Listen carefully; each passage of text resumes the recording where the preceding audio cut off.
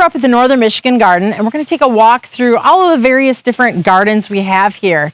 Hi, I'm Heidi from Garden Crossings, and this is a Zone 6A garden located in Northern Michigan. And it's so fun to see this time of year, watching all the annuals and perennials to see how they've changed over the last 2 months since they've been planted. So we're going to go ahead and take a look at the various beds, as I mentioned, and see what transitions and what changes they've had. We also have very high deer pressure in this area. So a lot of these plants, when we're planting, we are trying to find deer-resistant varieties. We also are planting things to test the nature, test the deer to see, okay, will they or won't they touch it?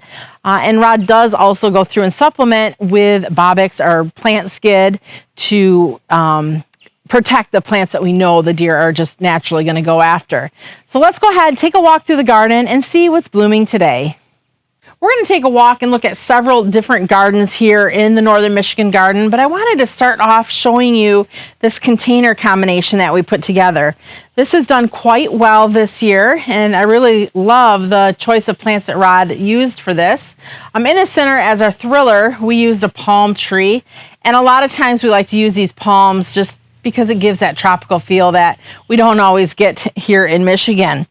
In the back of this planter, Rod used the Aurelia Sun King. This is actually a perennial and great for shade to part shade areas, but I'm loving how he chose this for in this container. It's gotten quite a lot of size on it, and I'm loving the chartreuse green foliage. I was just saying the other day that I was shocked at how big the leaves are on this plant. Also, we have the fuchsia fireworks, and this is another shade plant. And fuchsia fireworks is an upright habit fuchsia. Gorgeous variegated foliage with these long tubular coral pink blooms. This is a plant we'll often find the hummingbirds on. Of course, anything with those tubular blooms is going to be a plant that the hummingbirds tend to really enjoy. We have some sun patience in there, nice little lavender color. The Senecio Angel Wings, which is that gorgeous silver foliage plant. This is just kind of a great thriller to use in combinations. It's got a nice texture, and the color looks well with just about any color you could plant with it. And then as for more of a filler spiller, we use the Bossa Nova begonias. This is pure white, and I love how these guys just dangle in this pot. So overall, I would say this container did fantastic. And another thing I'm noticing as I'm standing here is how that Aurelia Sun King is really complementary with that Hacklenicloa all gold grass that is planted in this garden bed as well. Hacklenicloa all gold is a great, just wispy filler grass that you can use in shade or part shade gardens, and I love how it just adds quite a bright feel with that gorgeous chartreuse foliage. This area here, I think Rod started off with maybe 5 plants, and it's really filled in nicely to create this massive look that we're seeing here right now. The Roadside Garden has really filled in a lot since the last video. Like hardly any of the wood chips are showing right now. I love this garden bed. I don't know, the design of this, Rod did a really good job with. I like the grasses because they add kind of the structure or more of a focal point, that high, tall thriller look in this garden. And the thing that I like about grasses is how on a windy day they add motion. But this is also going to be one of those plants that will take us into the fall, giving us a lot of fall interest once they start sending up their plumes. There's a lot of perennials and shrubs also mixed in with annuals in this bed. We're just a little bit early, but this is a huge, massive planting of allium. I don't know if it's millennium or serendipity. They're so close in how they look. They're just starting to pink up a little bit. But what he did with this, because this is deer resistant, is he really scattered it throughout this bed. So we're going to have all these gorgeous little whimsy balls of purple blooming probably like next week once we're gone. But that's a great choice for deer resistant if you are looking to create a garden that is deer resistant. We have had to spray some Bobix or plant skid deer repellent in this bed for some of the plants. But when he planted it, he tried to be pretty conscious of what plants are deer resistant as well. Got this gorgeous little pugster amethyst butterfly bush. I love the pugster butterfly bush because they're very compact, but they have really big blooms on them. There's some spirea that are starting to rebloom. So spirea is another deer-resistant shrub. And this one that we have here, I like the chartreuse foliage and the pink blooms. So even when it's not blooming, it's got that gorgeous foliage color. We've got some salvia that's reblooming. So that was blooming earlier in the season, and so now that is just all secondary blooms because Rod trimmed it back. Lavender is still putting on a little show of color. Not a ton though right now. And we do have the white sun patience in here, which look really pretty, especially as the sun starts going down. I love how that white just kind of glows in the night. I feel like right now the bed is kind of cycling a little bit. Like we're kind of at that lull between lots of color and then that next round of color, which is what we're going to see here with the alliums. So if you ever have a garden space and you're like, I don't know, it just doesn't feel like much. It's garden cycle, you know, so it's not like you're going to always necessarily have a wow look, especially if you're using a lot of perennials and shrubs, because perennials and shrubs have their time to shine when they are, you know, finding their best season to bloom, or best, I don't know, week of the season, week of the month. And yeah, right now we're just waiting on those allium to find their time to shine. The backside, we do have a little bit more color in the form of annuals, and that's because this is what we're looking at from the cottage. And so Rod did pack this side with a lot more annual color. We have the heliotrope, aromagical purple, that is still doing fantastic. We've got some Kufi vermillionaire in there, which we did for the butterflies. This is a new phlox for 2026 that we're doing trial on, and it's doing fantastic. The tropical rose sun patience. I love the variegated foliage with the pink flowers, so it's kind of a two-for plant, the flower and foliage. Weigela midnight sun. That's a spring blooming shrub, but look at that gorgeous color right now. That is great summer color. Supertunia, Vista Jazzberry. Some begonias are in here. Gorgeous yellow begonias. And you can see how he kind of just carried through that same color mix as he went along the back to create some consistency. So in the last video, I had showed you this little area of the garden that was my favorite. And these are Agastache. And right now you can see they're a little bit not in their prime. The humidity is kind of getting to them. They're kind of getting a little funky there. Needs to get trimmed back a little bit. And this area is really dense in the garden.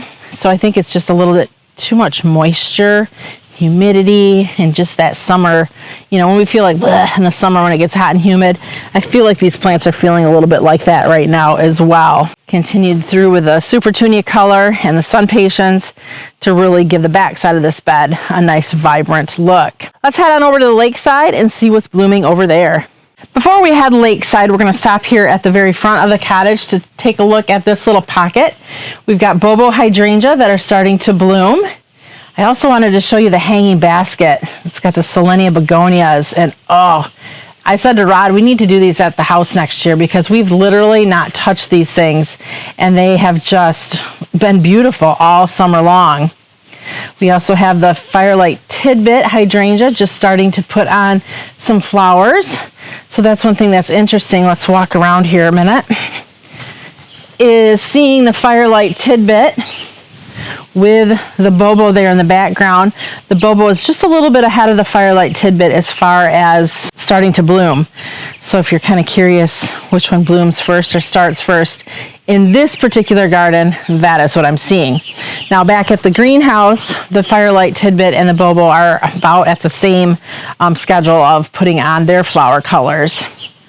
I'm so glad the sun came out. It has been so cloudy the last 2 days, and that's why I actually came out to do a video today, is because I'm like, oh, there's nothing better to do at the beach. The sun's not out, so let's go do a video. But now I'm glad to see the sun is out because it makes everything feel a little bit better. Heading down, we see the coneflower collection here.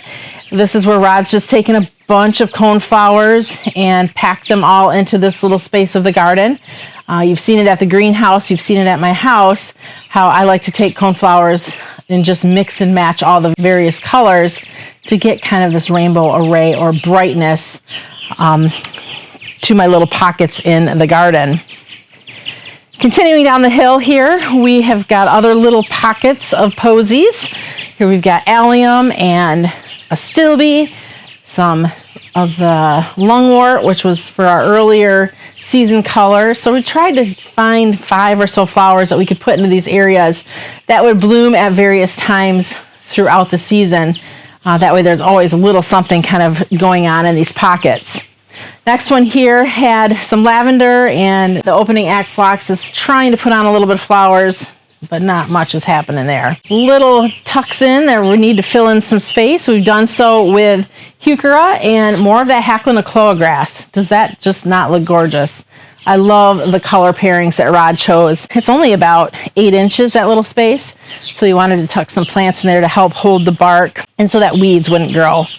Now we transitioned into some ajuga, which is more of a ground cover that is going to fill in that space as well. All right, we'll go over and head into the garden and see what the feast is for the eyes there. Right now, I would say this is probably my favorite garden bed. Last month, the one up by the road was looking pretty fantastic, but for now, the beginning of August, this is the bed in this space that's just really putting on so much gorgeous color. So what do we have in here? We have hydrangeas. The pink hydrangeas that you're seeing are, I think they're the mini mauvette, although Rod thought they might have been the invincible ruby. Either way, they're both about the same size and shades of color. The white we're seeing in there is Bobo, and I love the pink and the white, how that's just really contrasting nicely. And it's actually nice to see that they're both blooming at fairly the same time, because a lot of times the smooth hydrangeas, which are the pink ones, are pretty much done blooming by the time the hardy hydrangeas, such as Bobo, start to put on their flowers. So it's really nice to see this swath of white and pink together. There's also butterfly bush in here. We have the Pugster Blue, and there's just starting to open up a little bit. You can see kind of off in the distance there, the little blue spiky flowers. Those are all the Pugster Blue butterfly bush. Pugster butterfly bush, they smell so good. So when you have butterfly bush in your garden, you really get that gorgeous scent. At least I think it smells nice. Also in this bed, Rod planted a wave of coneflowers. So another mass planting of coneflowers.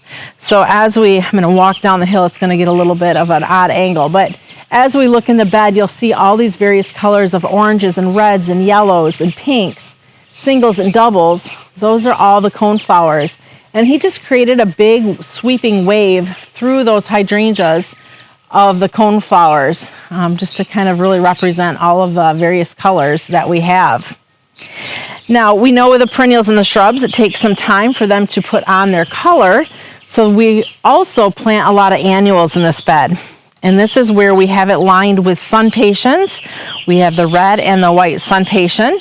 And then just behind it, he planted some angelonia, the angel face blue. So that's giving us that red, white, and blue feeling. We're up here for vacation over the 4th of July usually, so we wanted to really focus on that patriotic red, white, and blue feel in this garden. So a lot of color.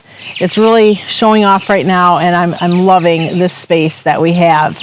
It's also nice too, not only can we enjoy it from the water up, but we're up in the cottage. We can look from the top down onto this space and see all of these gorgeous colors. As we continue down, this next little pocket we planted is more of a butterfly garden. So the butterfly garden has allium, millennium. It has a bunch of milkweed, the Asclepias tuberosa. We have some dill in here, also a few hydrangeas because we want to have that consistent, nice big splash of color. But a lot of the plants in here are for the black swallowtails and the monarchs, which we see a lot of in this area. We also do have a few phlox in there just to add some, big splashes of color. But once those alliums start blooming, the butterflies just love hanging out on allium. This is the Hello Yellow Asclepias or milkweed. And this one here is the tuberosa with the orange blooms. So this little place will start coming and checking once we start seeing holes in the leaves of the milkweed to see if we've got any caterpillars that are hanging out. That's one time when you start seeing holes in your plants that you are just totally okay with it, is when those monarch butterflies do lay their eggs and the caterpillars start to munch and crunch and eat on all of your plants. If you see the iconic monarch caterpillar on your plants, that is a good thing. That is not a bad thing. So just let them go ahead and munch and crunch and enjoy your plants. We're going to head across the drive now and take a look at this other tiered garden. For those of you who this is the first time you've seen the video here at the Northern Michigan Garden, these gardens are all built on a very steep hillside, so we've had to create little tiers to plant into. I'm not sure, I'm trying to remember, we figured out what the angle degree of this hill is. It's very, very steep. So to just kind of plant on the hill, it wouldn't work. Everything would just wash off. So this side of the bed, we've got 3 tiers that we've planted into. And one thing with this area we're talking about for next year to do different is to get more annual presence in here to give us that consistent splash of color. Now, we did plant some annual salvia under the flagpole, but as you can see, it's not doing anything. Like, there's just not that pop of color. So I want to get more sun patiens, which are the red and white you're seeing up there, and just line this bottom ledge with sun patiens. They may or may not be red and white. I don't know. We had talked about maybe doing pink in this space as well. So we'll see what we decide for next year, but definitely this just feels a little drab and it needs a bigger splash of color. So sun patiens will be coming our way next year to fill in the space. So we had talked about the salvia just a minute ago, and we did the unplugged red and the unplugged white and then the so blue. But one thing is we're just not getting the color wow that we were wanting in this space. And I don't know, I think it's too shady, honestly. We've got some really big oak trees above us, so not a lot of sunlight gets in this space until later on in the day. So I think that's part of what the problem is it's not getting enough sunlight to put on that wow factor. There's some Rebecca off there in the background, a few daylilies. And then as the next tier goes up, that's where you're seeing the sun patiens, which are giving a bigger splash of color. So we need to bring that color down here to the front border a little bit more.